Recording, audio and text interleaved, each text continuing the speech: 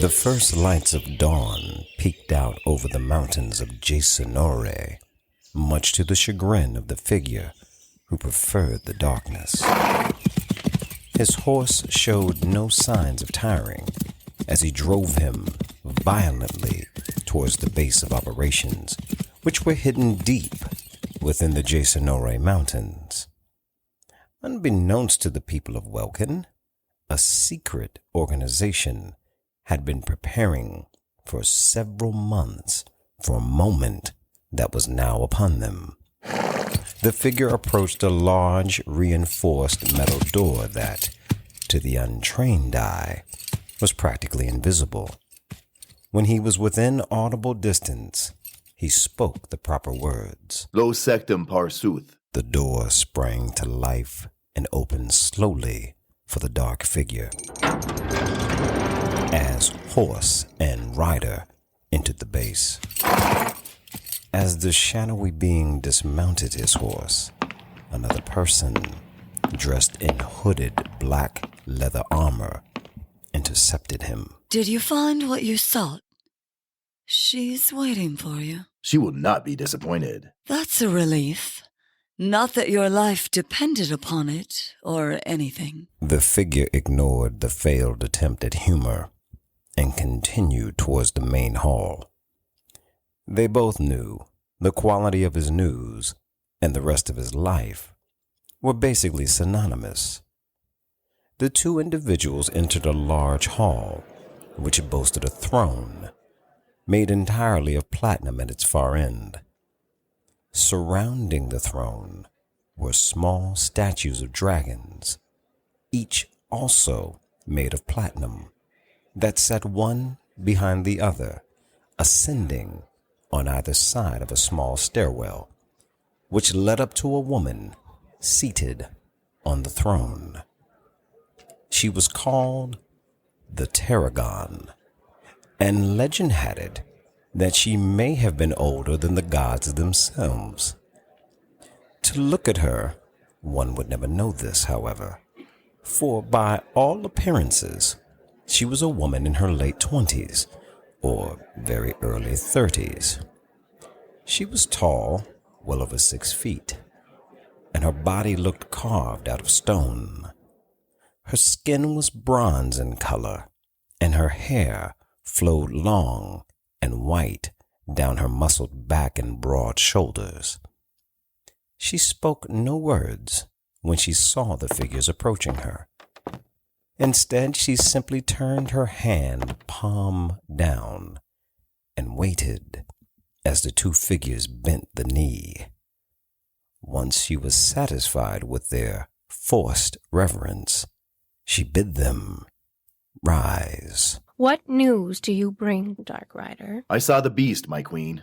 It was just as the prophets foretold long ago. He was onyx in color, hiding in plain sight, neither young nor old. And the wound?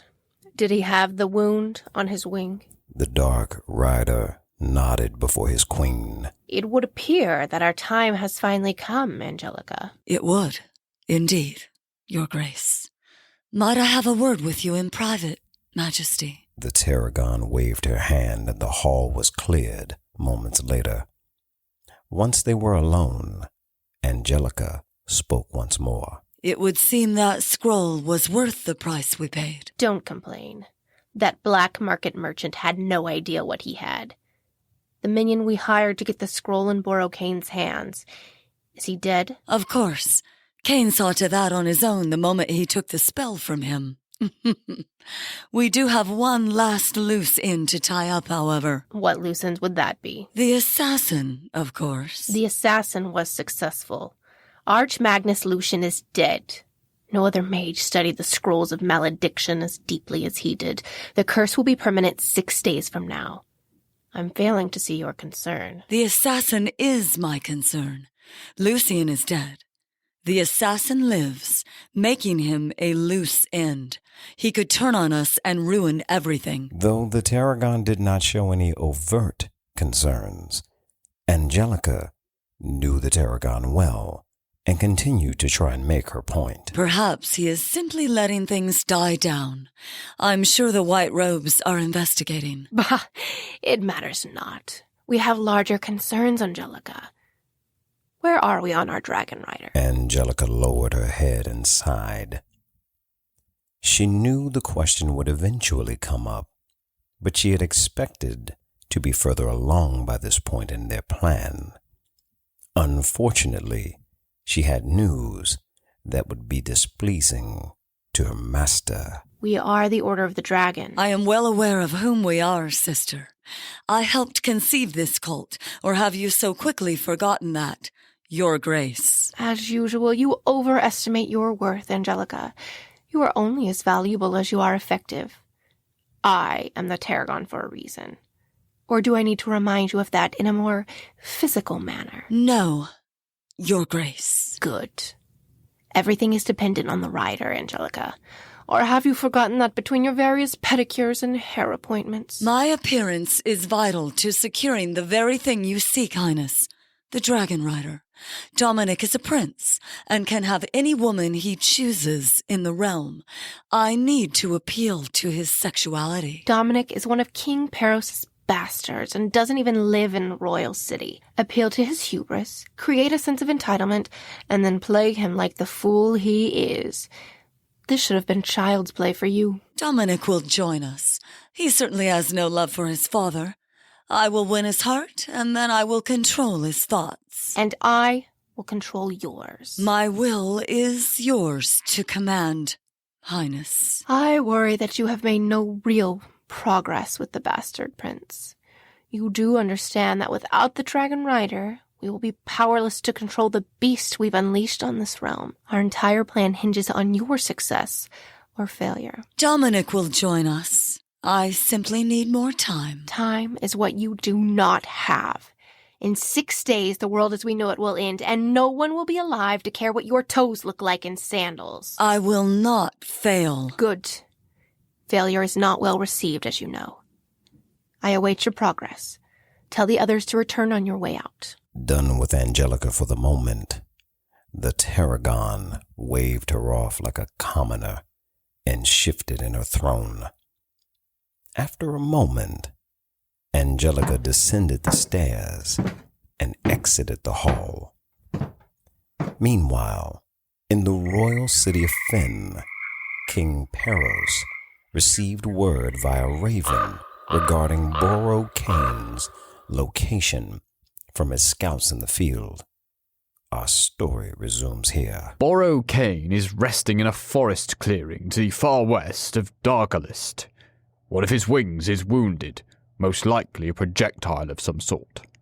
There's no way to really know how he received the wound because of how quickly dragons heal, particularly magical creatures. That being said, what's important is that we know he bleeds. Bring me Warden Bane. Minions scrambled to find the warden and bring him before the king. It was early, and the warden did not take kindly to being awakened from his sleep. He also had no memory of exactly how he ended up in his chambers. Last he remembered, he was in the lower dungeons. But things were a bit of a blur after that. It mattered little. Once he put on his robes, he made way quickly to the king's private chambers and bent the knee.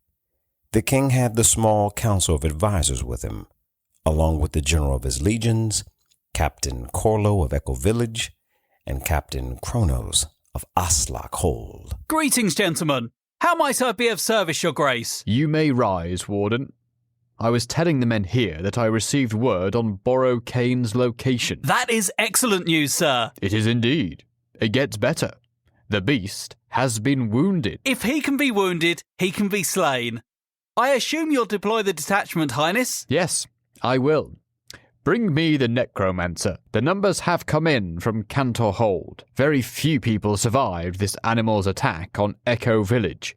Maybe 150 people out of 25,000. All but a handful of our garrison survived. I fear we'll lose our entire detachment unless the girl is with them. Agreed, your grace. I'll bring the girl up to you personally. Warden Bane bowed low before the king, before making his way to the lower dungeons to retrieve Jenna Kiss.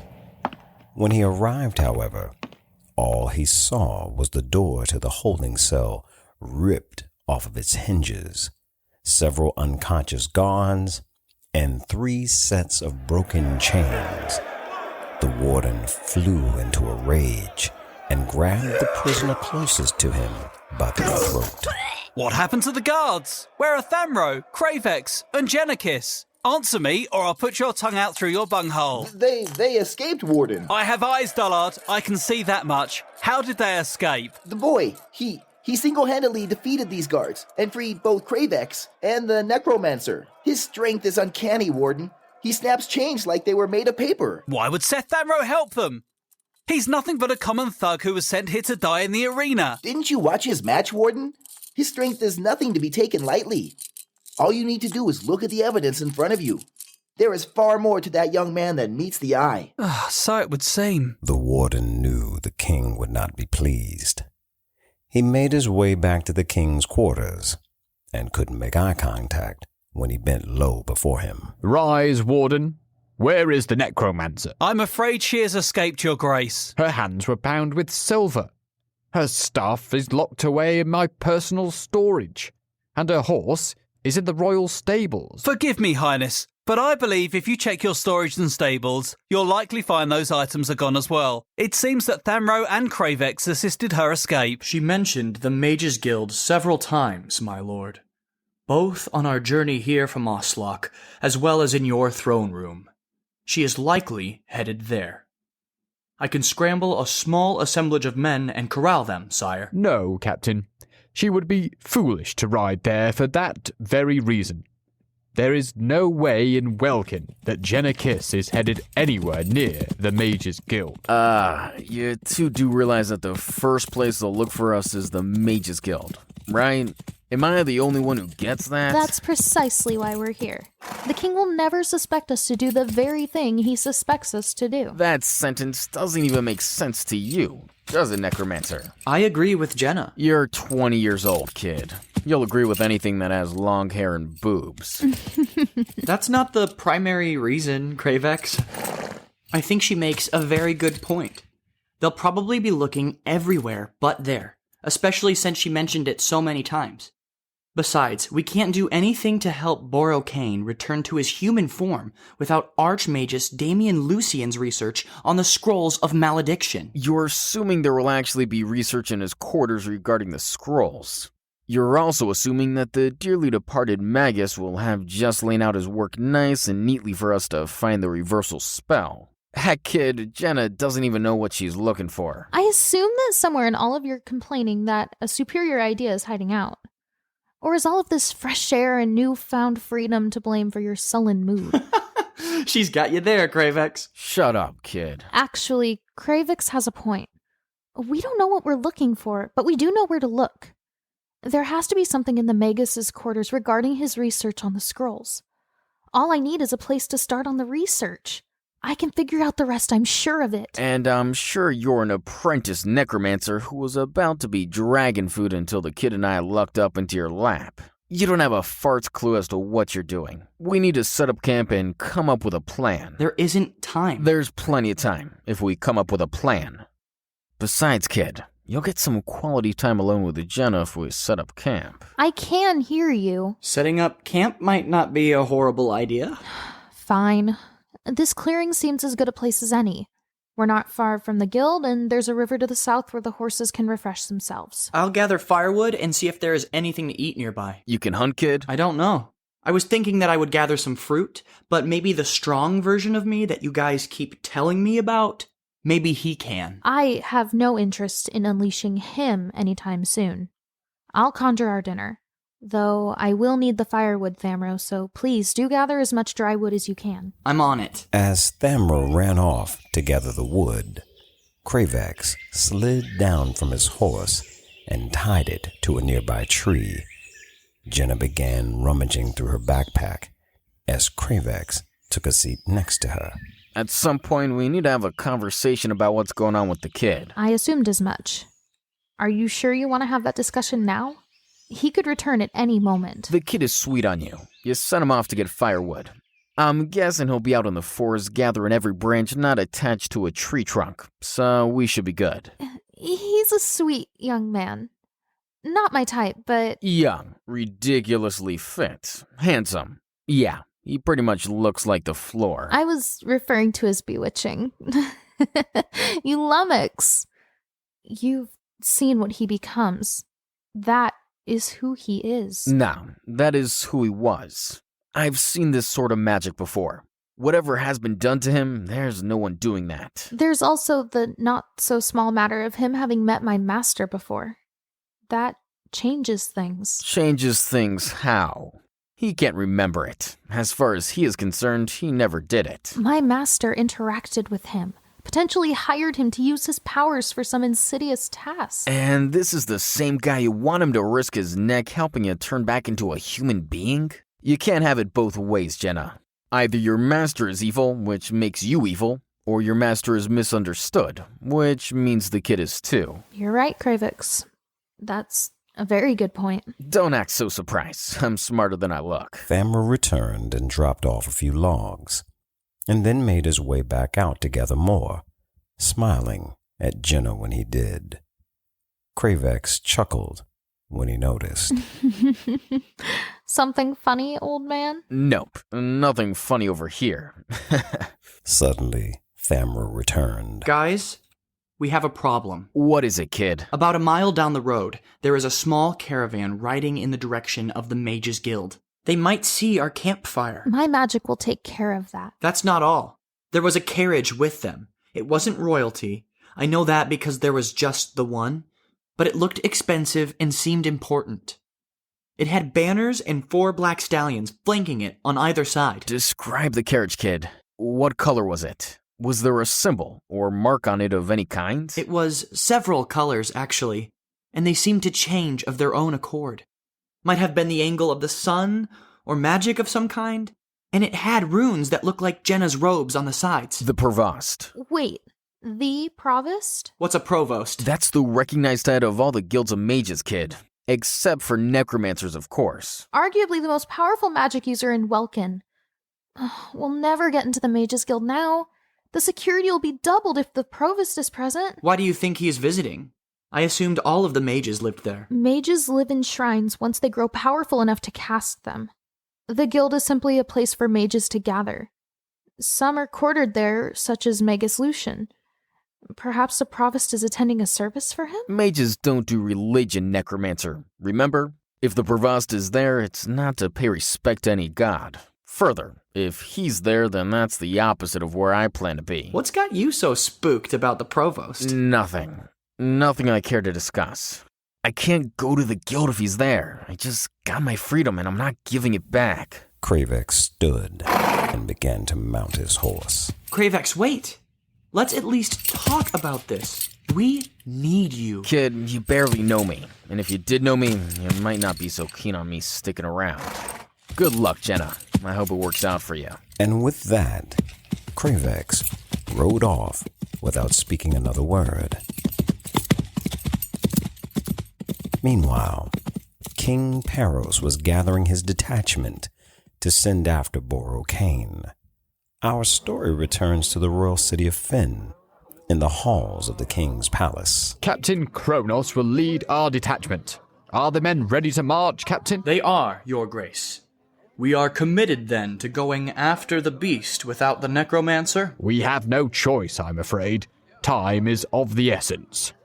We have to strike now, or we'll miss our window, particularly if the beast is wounded. That being said, we will find the escaped prisoners, and their heads will decorate my hall. Your Majesty, if it pleases you, I can take a small number of my men and go after them immediately. Your bungling is what put us in this position to begin with, Warden. No, but there is something you can do for me. Name it, Your Grace, and it shall be done. Contact the ghost, and tell him I said to name his price. Your Grace, if I may... You may not do as I command. Or do you want your own head to be the first of my new decor? No, my king, I'll see to it immediately. Mercenaries were viewed as criminals by law. The fact that the king was insisting on this course of action spoke to the level of his anger. Warden Bane left the presence of the king and quickly crafted a letter to the ghost, who, by reputation, was the most feared bounty hunter in Welkin. Cravex continued to ride as far away from the provost as he could get. He had no interest in reliving that history, though he did wonder, might she have been with him? Thamro and Jenna, meanwhile, were left with questions and the daunting task of completing their mission without the help of their compatriot. And while all of that was going on, Angelica was planning to pay a visit to Prince Dominic, who had no idea how vital he was to the plans of world domination by the Order of the Dragon.